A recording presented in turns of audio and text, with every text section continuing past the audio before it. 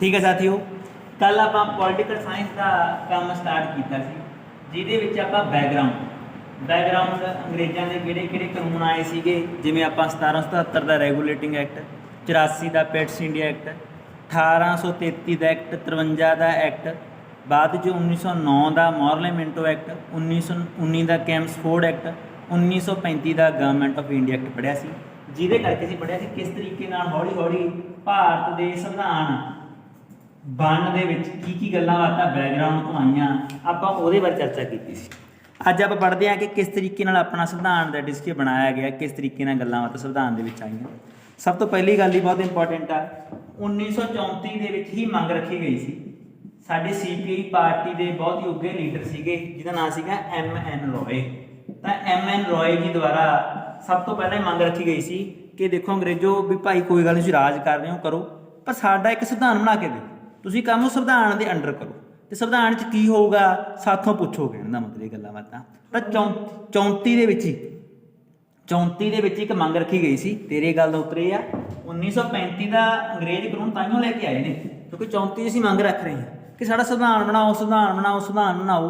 तो उन्होंने पूरा करने के लिए भी संविधान तो नहीं बना सकते हजे, कोई संविधान बनाउणगे तो भारतीय हिसाब नाल संविधान बनूगा, तो वो कहते भी ऐ संविधान नहीं बना सकते, ताइयों अंग्रेज 1935 का की लैके आउंदे ने, गवर्नमेंट ऑफ इंडिया एक्ट 1935 लैके आउंदे ने। तो 34 तो साडी मंग सी कि एक भारतीयों की की बनाई जाए, कॉन्स्टिट्यूएंट असैंबली बनाई जाए, जिन्होंने पंजाबी दे विच संविधान सभा कहते हैं, कि साडे भारतीयों की एक संविधान सभा बनाई जाए।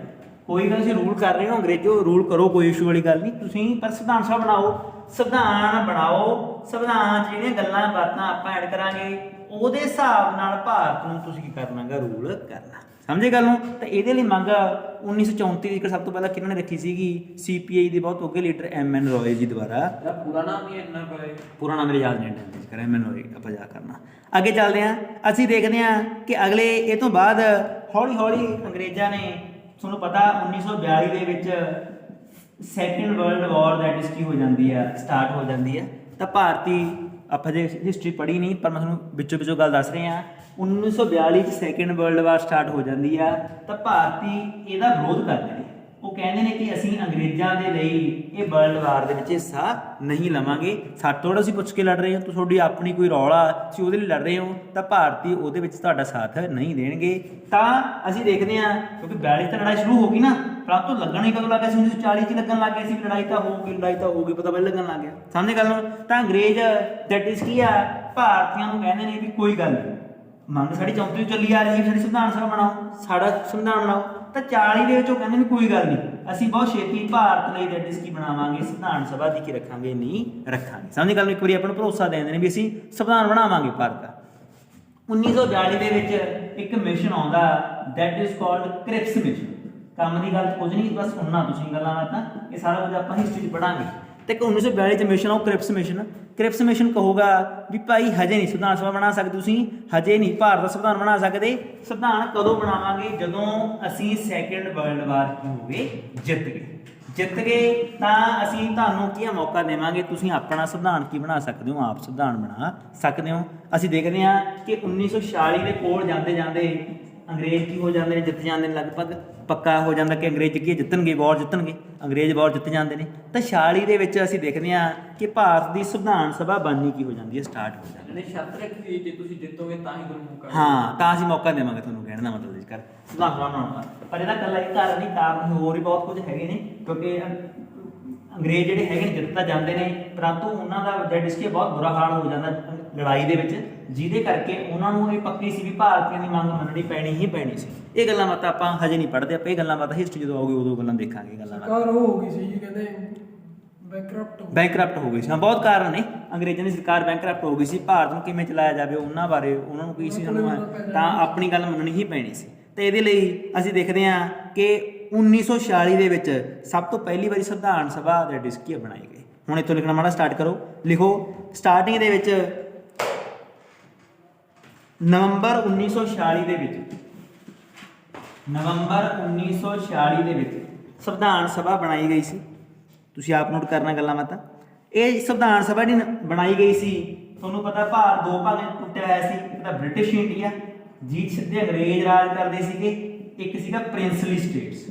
ਪ੍ਰਿੰਸਲੀ ਸਟੇਟਸ ਭਾਵ ਜਿਹਦੇ ਵਿੱਚ ਅੰਗਰੇਜ਼ ਸਿੱਧੇ ਨਹੀਂ ਸੀ ਰਾਜ ਕਰਦੇ, ਜਿਹਦੇ ਵਿੱਚ ਰਾਜੇ ਰਾਜ ਕਰਦੇ ਸੀ। ਤਾਂ ਇਹ ਜਿਹੜੀ ਸੰਵਿਧਾਨ ਸਭਾ ਬਣਾਈ ਗਈ ਸੀ ਬ੍ਰਿਟਿਸ਼ ਇੰਡੀਆ 'ਚ ਤਾਂ ਵੋਟਾਂ ਪਵਾਈਆਂ ਗਈਆਂ, ਬ੍ਰਿਟਿਸ਼ ਇੰਡੀਆ 'ਚ ਤਾਂ ਵੋਟਾਂ ਪਵਾਈਆਂ ਵੀ ਭਾਈ ਜਿਹੜੇ ਬੰਦੇ ਵੋਟਾਂ ਪਾ ਕੇ ਚੁਣ ਕੇ ਜਾਣਗੇ ਉਹ ਇਸ ਸੰਵਿਧਾਨ ਸਭਾ ਦੇ ਕੀ ਹੋਣਗੇ, ਮੈਂਬਰ ਹੋਣਗੇ। ਰਾਜਿਆਂ ਨੂੰ ਕੀ ਕਿਹਾ ਗਿਆ ਵੀ ਭਾਈ ਤੁਸੀਂ ਜਿਹੜਾ ਮਰਜ਼ੀ ਬੰਦਾ ਤੁਸੀਂ ਆਪ ਆਉਣਾ ਚਾਹੁੰਦੇ ਆਪ ਆ ਜਾਓ, ਨਹੀਂ ਤੁਸੀਂ ਜਿਹੜਾ ਮਰਜ਼ੀ ਬੰਦੇ ਨੂੰ ਨੋਮੀਨੇਟ ਕਰ ਦਿਓ, ਜਿਹਨੂੰ ਮਰਜ਼ੀ ਭੇਜ ਦਿਓ, ਉਹ ਇਸ ਸੰਵਿਧਾਨ ਸਭਾ ਦਾ ਕੀ ਹੋਊਗਾ, ਮੈਂਬਰ ਹੋਊਗਾ। ਤਾਂ ਦੋਹਾਂ ਪਾਸਿਆਂ ਤੋਂ, ਰਾਜਿਆਂ ਵਾਲੇ ਪਾਸਿਆਂ ਤੋਂ ਤੇ ਅੰਗਰੇਜ਼ਾਂ ਵਾਲੇ ਪਾਸੇ ਪਰ ਬ੍ਰਿਟਿਸ਼ ਇੰਡੀਆ ਵਾਲੇ ਪਾਸਿਓਂ ਦੈਟ ਇਜ਼ ਕਿ ਸੰਵਿਧਾਨ ਸਭਾ ਕੀ ਆ ਬਣਾਈ ਗਈ। ਸਟਾਰਟਿੰਗ ਦੇ ਵਿੱਚ ਇਹਦੀ ਜਿਹੜੀ ਕੁੱਲ ਜਨਸੰਖਿਆ ਸੀਗੀ ਉਹ ਰੱਖੀ ਗਈ 399। ਭਾਵ ਕੁੱਲ ਕਿੰਨੇ ਮੈਂਬਰ ਚੁਣ ਕੇ ਆਏ ਸੀਗੇ, 399 ਮੈਂਬਰ ਦੈਟ ਇਜ਼ ਕਿ ਚੁਣ ਕੇ ਆਏ ਸੀ, ਜਿਨ੍ਹਾਂ ਨੇ ਕੀ ਬਣਾਉਣੀ ਸੀ, ਸੰਵਿਧਾਨ ਸਭਾ ਦੈਟ ਇਜ਼ ਕਿ ਬਣਾਉਣੀ ਸੀਗੀ। ਪਰ ਬਾਅਦ 'ਚ ਅਸੀਂ ਦੇਖਦੇ ਹਾਂ ਕਿ ਜਿਹੜੀ ਮੁਸਲਿਮ ਲੀਗ ਹੁੰਦੀ ਆ ਅੰਗਰੇਜ਼ ਦੈਟ ਇਜ਼ ਕਿ ਪਾਰਟੀ, ਮੁਸਲਿਮਸ ਦੀ ਪਾਰਟੀ, ਉਹ ਇਹਦਾ ਵਿਰੋਧ ਕਰਦੀ ਹੈ। ਉਹ ਕਹਿੰਦੀ ਵੀ ਨਹੀਂ, ਸਾਨੂੰ ਅਲੱਗ ਤੋਂ ਸੰਵਿਧਾਨ ਸਭਾ ਬਣਾਓ, ਸਾਡੇ ਲਈ ਅਲੱਗ ਤੋਂ ਸੰਵਿਧਾਨ ਸਭਾ ਬਣਾਓ, ਸਾਨੂੰ ਇਹ ਸੰਵਿਧਾਨ ਸਭਾ ਮਨਜ਼ੂਰ ਨਹੀਂ। ਭਾਵ ਉਹ ਕਹਿਣਾ ਕੀ ਚਾਹੁੰਦੇ ਨੇ ਕਿ ਸਾਡਾ ਸੰਵਿਧਾਨ ਵੱਖਰਾ ਬਣਾਓ, ਸਾਨੂੰ ਅਲੱਗ ਤੋਂ ਪਾਵਰਾਂ ਦਿਓ ਸੰਵਿਧਾਨ ਬਣਾਉਣ ਦੀਆਂ। ਤਾਂ ਅਸੀਂ ਦੇਖਦੇ ਹਾਂ ਕਿ ਉਹਨਾਂ ਦੇ ਵਿਰੋਧ ਕਰਕੇ ਬ੍ਰਿਟਿਸ਼ ਇੰਡੀਆ ਦਾ ਤੇ ਬ੍ਰਿਟਿਸ਼ ਇੰਡੀਆ ਦੇ ਪ੍ਰੈਜ਼ੀਡੈਂਟ ਦੀ ਕੀ ਗੱਲ ਆ, ਤੁਹਾਨੂੰ ਪਤਾ ਕਿ ਭਾਰਤ ਦੋ ਭਾਗਾਂ 'ਚ ਟੁੱਟਿਆ ਹੋਇਆ।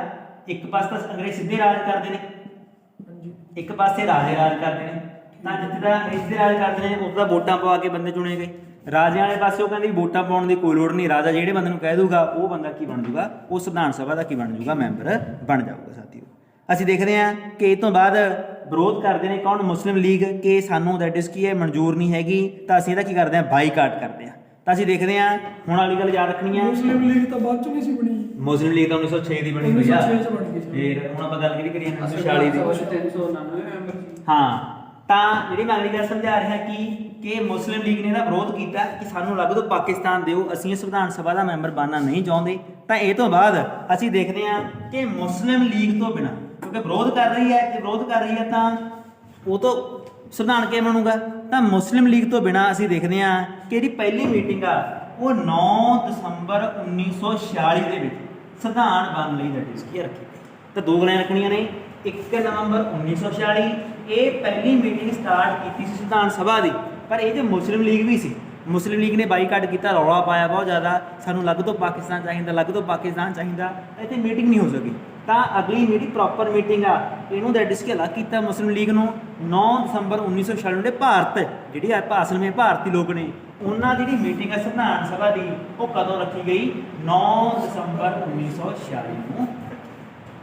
ਇਹ ਜਿਹੜੀ ਸੰਵਿਧਾਨ ਸਭਾ ਬਣਾਈ ਗਈ ਸੀ ਉਹਦੇ ਪ੍ਰਧਾਨ ਸਾਡੇ ਪਹਿਲੇ ਰਾਸ਼ਟਰਪਤੀ ਜਿਹੜੇ ਬਣੇ ਸੀਗੇ ਡਾਕਟਰ ਰਾਜਿੰਦਰ ਪ੍ਰਸਾਦ ਜੀ ਨੂੰ ਕੀ ਬਣਾਇਆ ਗਿਆ ਸੀਗਾ, ਇਹ ਸੰਵਿਧਾਨ ਸਭਾ ਦਾ ਕੀ ਬਣਾਇਆ ਗਿਆ ਸੀ, ਪ੍ਰਧਾਨ ਬਣਾਇਆ ਗਿਆ ਸੀ। ਤਾਂ ਪਹਿਲੇ ਪ੍ਰਧਾਨ ਕੌਣ ਸੀਗੇ, ਡਾਕਟਰ ਰਾਜਿੰਦਰ ਪ੍ਰਸਾਦ ਜੀ ਨੂੰ ਕੀ ਬਣਾਇਆ ਗਿਆ, ਸੰਵਿਧਾਨ ਦਾ ਸਭਾ ਦਾ ਕੀ ਬਣਾਇਆ ਗਿਆ, ਪ੍ਰਧਾਨ ਬਣਾਇਆ ਗਿਆ। ਤੇ ਜ਼ਿੰਮੇਵਾਰੀ ਕਿਹਦੀ ਲਈ ਗਈ, ਜ਼ਿੰਮੇਵਾਰੀ ਲਈ ਗਈ ਡਾਕਟਰ BR ਅੰਬੇਦਕਰ।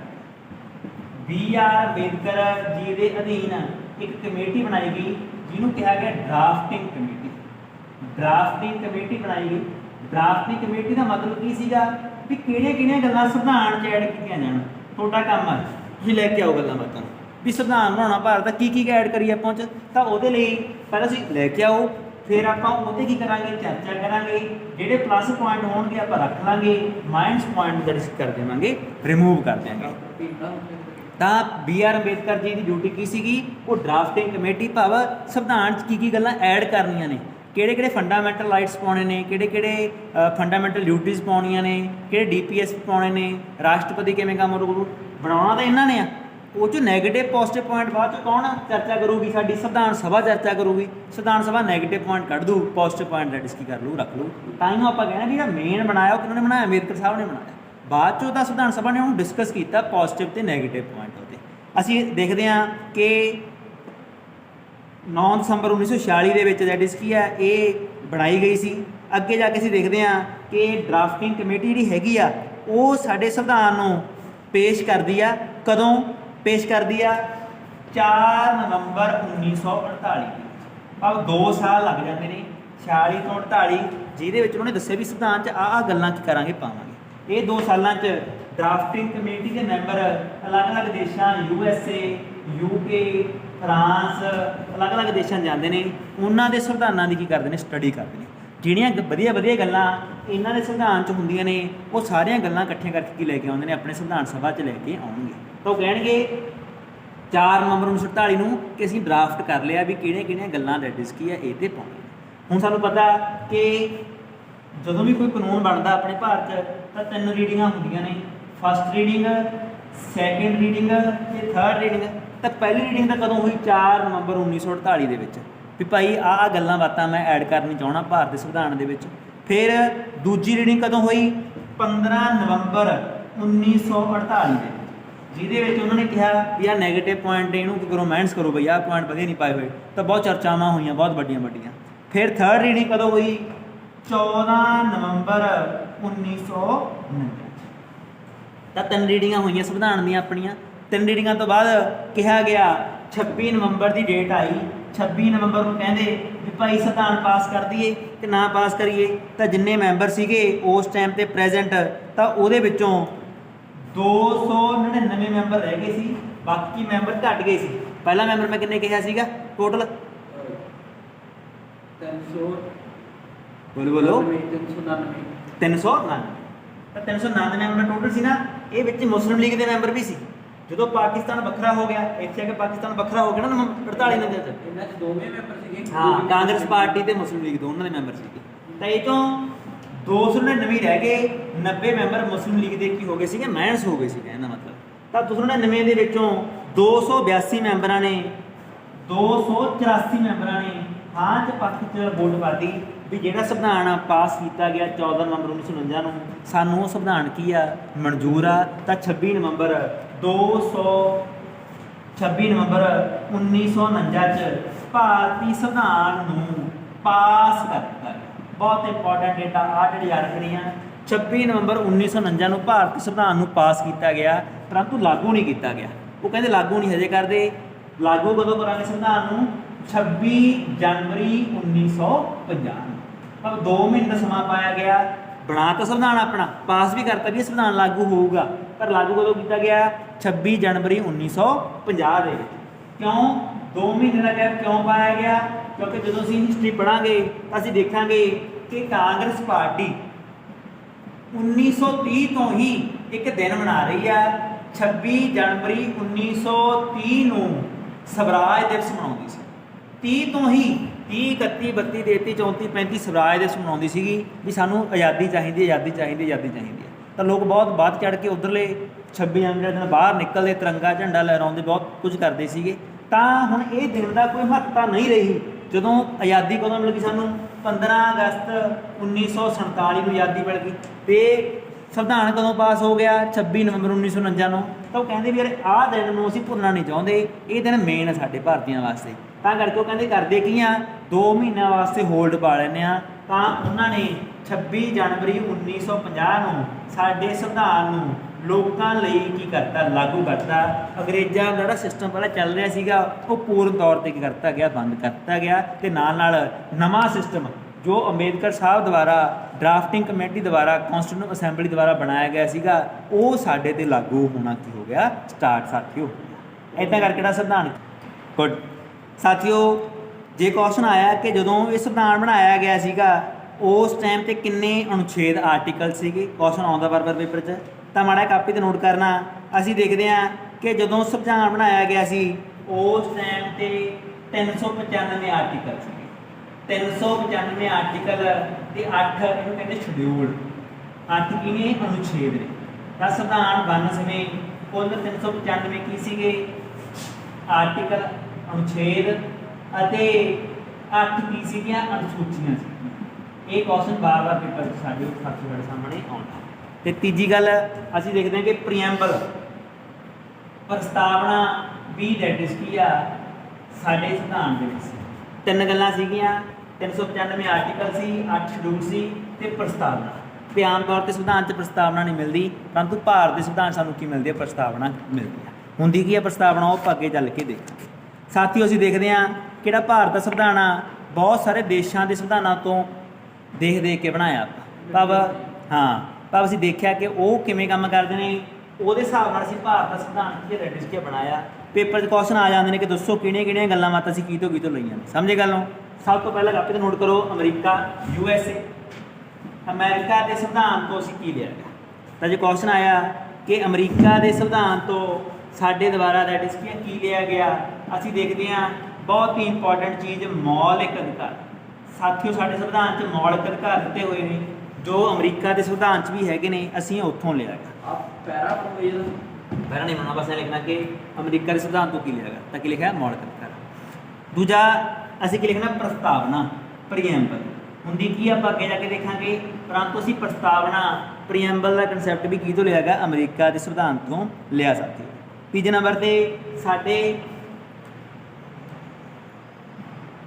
ਕਚਹਿਰੀਆਂ ਦੇ ਕੰਮ ਅਬ ਜੁਡੀਸ਼ੀਅਲ ਰਿਵਿਊ। ਜੁਡੀਸ਼ੀਅਲ ਰਿਵਿਊ ਕੀ ਹੁੰਦਾ ਗਾ, ਅਸੀਂ ਦੇਖਦੇ ਹਾਂ ਕਿ ਜੇਕਰ ਕੋਈ ਚੀਜ਼ ਸਰਕਾਰ ਕੋਈ ਕਾਨੂੰਨ ਬਣਾ ਦੇਵੇ ਜੋ ਸੰਵਿਧਾਨ ਦੇ ਵਿਰੁੱਧ ਹੋਵੇ ਤਾਂ ਉਹਨੂੰ ਸੁਪਰੀਮ ਕੋਰਟ ਕੀ ਕਰ ਸਕਦੀ ਆ, ਕੱਟ ਸਕਦੀ ਆ, ਖਤਮ ਕਰ ਸਕਦੀ ਆ, ਰੱਦ ਕਰ ਸਕਦੀ ਆ। ਇਹ ਗੱਲ ਕੀ ਸੀਗੀ, ਅਮਰੀਕਾ ਦੇ ਸੰਵਿਧਾਨ ਸੀਗੀ, ਉੱਥੋਂ ਅਸੀਂ ਕਾਪੀ ਪੇਸਟ ਕਰਕੇ ਆਪਣੇ ਸੰਵਿਧਾਨ 'ਚ ਕੀਤੀ ਹੈਗੀ, ਐਡ ਕੀਤੀ ਆ। ਤਾਂ ਤਿੰਨ ਗੱਲਾਂ ਮੌਲਿਕ ਅਧਿਕਾਰ, ਪ੍ਰਸਤਾਵਨਾ, ਜੁਡੀਸ਼ੀਅਲ ਰਿਵਿਊ, ਇਹ ਅਸੀਂ ਕਿਤੋਂ ਲਿਆ ਗਿਆ, ਅਮਰੀਕਾ ਦੇ ਸੰਵਿਧਾਨ ਤੋਂ ਲਿਆ ਸਾਥੀ। ਅੱਗੇ ਚੱਲਦੇ ਹਾਂ, ਇੰਗਲੈਂਡ ਦੇ ਸੰਵਿਧਾਨ ਤੋਂ ਕੀ ਲਿਆ, ਯੂਕੇ ਦੇ ਸੰਵਿਧਾਨ ਤੋਂ ਕੀ ਲਿਆ। ਸਭ ਤੋਂ ਪਹਿਲਾ ਜਿਹੜਾ ਸਿਸਟਮ ਹੁੰਦਾ ਪਾਰਲੀਮੈਂਟਰੀ ਸਿਸਟਮ।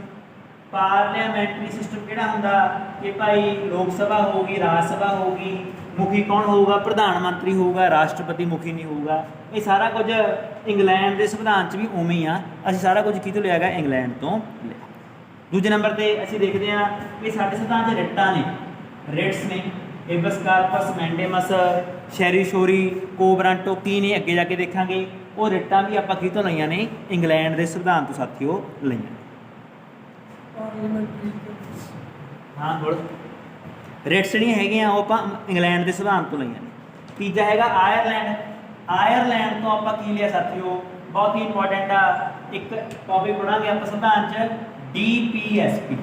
DPSP ਰਾਜ ਦੀ ਨੀਤੀ ਦੇ ਨਿਰਦੇਸ਼ਕ ਸਿਧਾਂਤ ਕੀ ਹੁੰਦੇ ਨੇ, ਆਪਾਂ ਅੱਗੇ ਜਾ ਕੇ ਦੇਖਾਂਗੇ। ਹਜੇ ਰੱਟਾ ਮਾਰਨਾ ਵੀ ਭਾਈ ਇਹ ਕਿਤੋਂ ਲੈਣੇ ਆਪਾਂ, ਆਇਰਲੈਂਡ ਤੋਂ ਲੈਣੇ।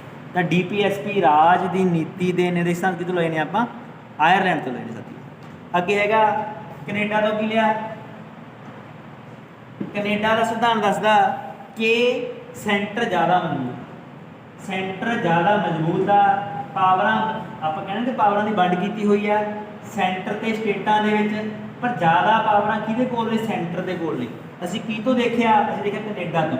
ਤਾਂ ਕੈਨੇਡਾ ਦੇ ਹਿਸਾਬ ਨਾਲ ਸੈਂਟਰ ਜ਼ਿਆਦਾ ਮਜ਼ਬੂਤ ਆ, ਇਹ ਪਾਵਰ ਅਸੀਂ ਕਿਤੋਂ ਲਈ ਹੈਗੀ, ਕੈਨੇਡਾ ਤੋਂ ਲਈ ਆ।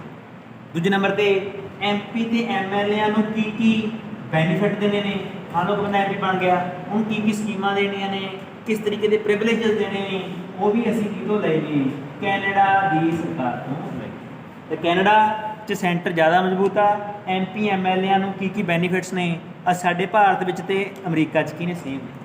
ਅੱਗੇ ਹੈਗਾ ਸਾਥੀਓ ਰਸ਼ੀਆ ਤੋਂ ਕੀ ਲਿਆ, USSR, ਜਿਹਦਾ ਪੁਰਾਣਾ ਨਾਂ ਕੀ ਹੈ USSR ਆ, ਅੱਜ ਨੂੰ ਰਸ਼ੀਆ ਕਹਿੰਦੇ ਨੇ ਕਿਉਂਕਿ USSR ਟੁੱਟ ਗਿਆ ਸੀ 1991 ਦੇ ਵਿੱਚ, ਟੁੱਟ ਕੇ ਕੀ ਬਣਿਆ, ਰਸ਼ੀਆ ਬਣਿਆ। कनाडा तो की नहीं है ਸੈਂਟਰ ਦੀਆਂ ਪਾਵਰਾਂ ਤੇ MP MLA ਦੀਆਂ ਪਾਵਰਾਂ।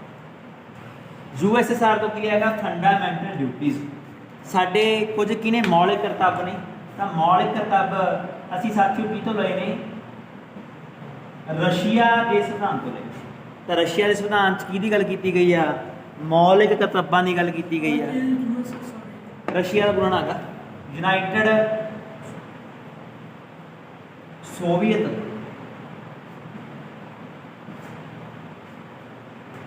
ਐਸਾ ਮਤਲਬ ਸੰਘ ਔਰ ਕੁਝ ਹੋਰ ਆ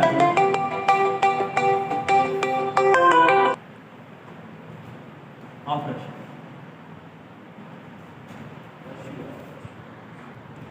ਅੱਗੇ ਸਾਥੀਓ ਰਸ਼ੀਆ ਤੋਂ ਕੀ ਲੈਣੇ ਆਪਾਂ, ਮੌਲਿਕ ਕਰਤੱਵ ਲੈਣੇ।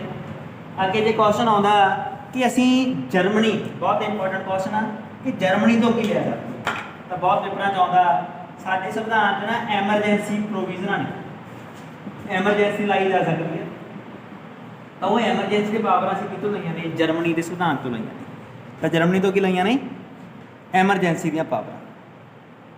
ਅੱਗੇ ਚੱਲਦੇ ਹਾਂ ਸਾਊਥ ਅਫਰੀਕਾ ਤੋਂ ਕੀ ਲਿਆ ਗਿਆ, ਦੱਖਣੀ ਅਫਰੀਕਾ ਤੋਂ ਕੀ ਲਿਆ ਗਿਆ, ਸਾਡੇ ਸੰਵਿਧਾਨ ਨੂੰ ਕਿਵੇਂ ਸੋਧ ਕਰ ਸਕਦੇ ਹਾਂ। ਸੋਧ ਕਰਨ ਦੀਆਂ ਸ਼ਕਤੀਆਂ ਸਾਥੀਓ ਅਸੀਂ ਕਿੱਥੋਂ ਲਈਆਂ ਨੇ, ਸਾਊਥ ਅਫਰੀਕਾ ਦੇਸ਼ ਤੋਂ, ਦੱਖਣੀ ਅਫਰੀਕਾ ਦੇਸ਼ ਤੋਂ ਲਈਆਂ ਨੇ। ਅਸੀਂ ਦੇਖਦੇ ਹਾਂ ਕਿ ਆਸਟ੍ਰੇਲੀਆ ਤੋਂ ਅਸੀਂ ਕੀ ਲਿਆ, ਤਾਂ ਆਸਟ੍ਰੇਲੀਆ ਤੋਂ ਜੇ ਹਜੇ ਪੜ੍ਹਿਆ ਨਹੀਂ ਆਪਾਂ ਡੀਪ ਪੜਾਂਗੇ, ਅਸੀਂ ਦੇਖਾਂਗੇ ਕਿ ਸਾਡੇ ਭਾਰਤ 3 ਲਿਸਟਾਂ ਬਣੀਆਂ ਹੋਈਆਂ, 3 ਸ਼ਕਤੀਆਂ ਨੇ। ਇੱਕ ਹੈਗੀ ਆ ਸੈਂਟਰ ਦੀ, ਇੱਕ ਹੈਗੀ ਆ ਸਟੇਟ ਦੀ, ਇੱਕ ਹੈਗੀ ਆ ਕੌਨਕਰੈਂਟ। ਕੌਨਕਰੈਂਟ ਭਾਵ ਜਿਹੜੇ ਦੋਵੇਂ ਕਾਨੂੰਨ ਬਣਾ ਸਕਦੇ ਨੇ, ਸੈਂਟਰ ਵੀ ਕਾਨੂੰਨ ਬਣਾ ਸਕਦਾ ਤੇ ਸਟੇਟ ਵੀ ਕਾਨੂੰਨ ਬਣਾ ਸਕਦਾ, ਉਹ ਲਿਸਟ ਨੂੰ ਕੌਨਕਰੈਂਟ ਲਿਸਟ ਕਿਹਾ ਜਾਂਦਾ। ਇਹ ਕੌਨਕਰੈਂਟ ਲਿਸਟ ਪਹਿਲਾਂ ਕਿਹੜੇ ਸੰਵਿਧਾਨ 'ਚ ਸੀਗੀ, ਆਸਟ੍ਰੇਲੀਆ ਦੇ ਸੰਵਿਧਾਨ ਸੀਗੀ। ਤਾਂ ਜਿਹੜਾ ਕੌਨਕਰੈਂਟ ਲਿਸਟ ਵਾਲਾ ਸਿਸਟਮ ਆ, ਕਿਉਂਕਿ ਨਹੀਂ ਤਾਂ ਦੋ ਹੀ ਗੱਲਾਂ ਹੋਣਗੀਆਂ, ਜਾਂ ਤਾਂ ਕਾਨੂੰਨ ਕੌਣ ਬਣਾਊਗਾ, ਸੈਂਟਰ ਬਣਾਊਗਾ ਜਾਂ ਸਟੇਟ ਬਣਾਊਗਾ।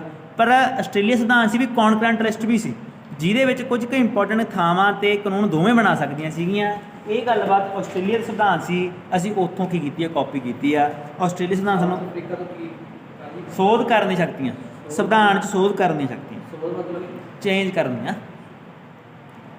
ਅੱਗੇ ਹੈਗਾ ਗਾ, ਅਸੀਂ ਦੇਖਦੇ ਹਾਂ ਕਿ ਜੇਕਰ ਕੋਈ ਰੌਲਾ ਪੈ ਜਾਵੇ ਤਾਂ ਲੋਕ ਸਭਾ ਤੇ ਰਾਜ ਸਭਾ ਦੀ ਇਕੱਠਿਆਂ ਜੁਆਇੰਟ ਸਿਟਿੰਗ ਵੀ ਹੋ ਜਾਂਦੀ ਹੈ। ਲੋਕ ਸਭਾ ਤੇ ਰਾਜ ਸਭਾ ਦੀ ਜੁਆਇੰਟ ਸਿਟਿੰਗ ਵੀ ਹੋ ਜਾਂਦੀ ਆ।